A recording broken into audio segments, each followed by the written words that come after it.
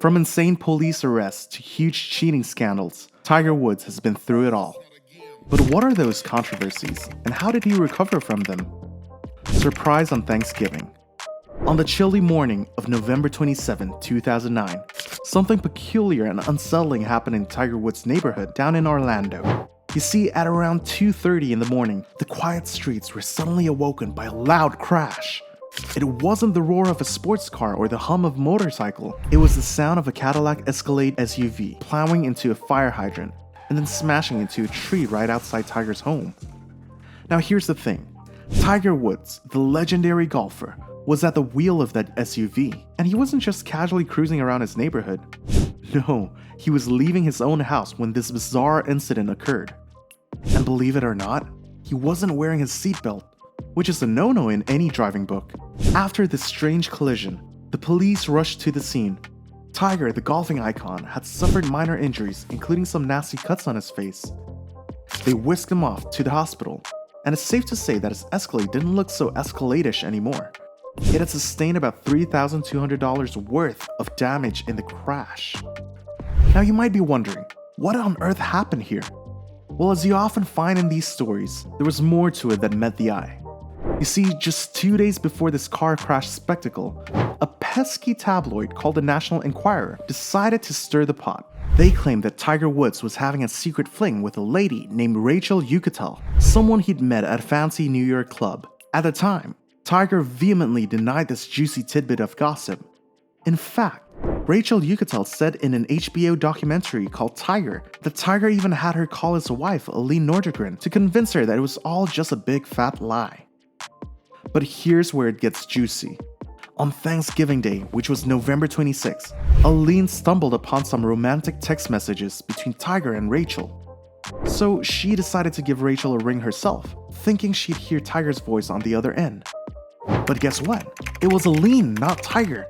Now this whole bizarre car crash situation unfolded not long after that phone call. Some folks speculated that Aline might have been chasing Tiger with a golf club and smashing the car's windows. But both Tiger and Aline denied that. They said Aline was actually helping Tiger out of the wrecked SUV after the accident. The police chief in Windermere, Florida, where all this drama unfolded, mentioned that Tiger had cuts on his lips and blood in his mouth when they arrived at the scene.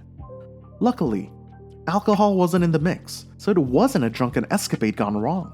But little did Tiger Woods know that this car crash was just the beginning of a massive scandal that would soon rock his world and tarnish his reputation as the world's top golfer. It was the first domino to fall, and in the coming days, more shocking revelations would surface, leading to Tiger admitting to transgressions and a divorce from Aline Nordegren in 2010. Tampon prank. Now, Tiger is known for his incredible skills on the golf course, but sometimes even the best of us make jokes that don't sit well with everyone.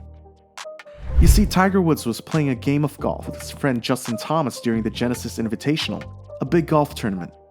Tiger was having a good day, and he hit the golf ball really far on the 9th hole. He outdrove Justin Thomas, which means his ball went farther. Now, instead of just celebrating his great shot like most people would, Tiger did something a bit unusual. He handed Justin Thomas a tampon. Yep, you heard it right, a tampon. Some people thought it was a funny joke, while others didn't find it funny at all. But there was a retired women's professional golfer named Suzanne Peterson who didn't think it was a big deal. She said it was just a boyish joke between friends. Suzanne knows Tiger pretty well and thought he was just being silly. She didn't think he meant to hurt anyone's feelings, especially not women.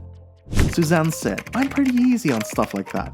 I'm sure it was meant as a joke, not as harassment to women in general." So she saw it as harmless fun between buddies. Even a golf influencer named Paige Speronak came to Tiger's defense. She pointed out that some people were being a bit too harsh on him. There were even some groups who called Tiger tone deaf and misogynistic, which means they thought he was being disrespectful to women. But Tiger realized that not everyone saw it as a harmless joke, so he decided to say sorry. He said it was supposed to be all fun and games, but obviously it hasn't turned out that way, and if I offended anybody, that was not the case. He explained that he and Justin often played pranks on each other, but this time it didn't come across as funny to everyone. Tiger wanted to make it clear that he didn't mean to hurt anyone's feelings, and he was sorry if he did. cheating fiesta. Back in late 2009, Tiger was married to Aline Nordegren, his wife of 5 years. They looked like the perfect couple, but things weren't as they seemed. It all started when a tabloid called the National Enquirer reported that Tiger had been having a secret relationship with a woman named Rachel Yucatel, who worked at a nightclub in New York. But that was just the tip of the iceberg. In the days, weeks, and months that followed, it became clear that Tiger had been involved with more than one woman while he was still married to Aline. The exact number of women is still up for debate, but it included waitresses, models, and even some adult film stars. The fallout from this scandal was massive. Tiger's personal life fell apart, and his marriage to Aline ended in 2010. He didn't just lose his family, he also lost many of his endorsement deals and sponsorships. It was a rough time for Tiger, and it coincided with a long 11-year period where he didn't win any major golf championships. But here's the silver lining. Despite all the chaos, Tiger remains close to his children, his daughter Sam and son Charlie. In fact, Charlie is following in his dad's footsteps and becoming a young golf prospect. So while Tiger's reputation took a hit, he's still a loving dad and a golf legend in many people's eyes. Cheating on Masters. Now Tiger and the Masters usually go hand in hand. He's got 5 green jackets from Augusta, second only to Jack Nicklaus. But in 2013, things took an unexpected turn. During that tournament, on the 15th hole, Tiger's third shot ricocheted off the flagstick and ended up in the water hazard. That meant he had to take a penalty drop, but here's where the trouble started. Some folks said his drop wasn't quite by the rules, and they thought he should have been disqualified. Tiger, known for his integrity on the golf course, suddenly found himself in hot water.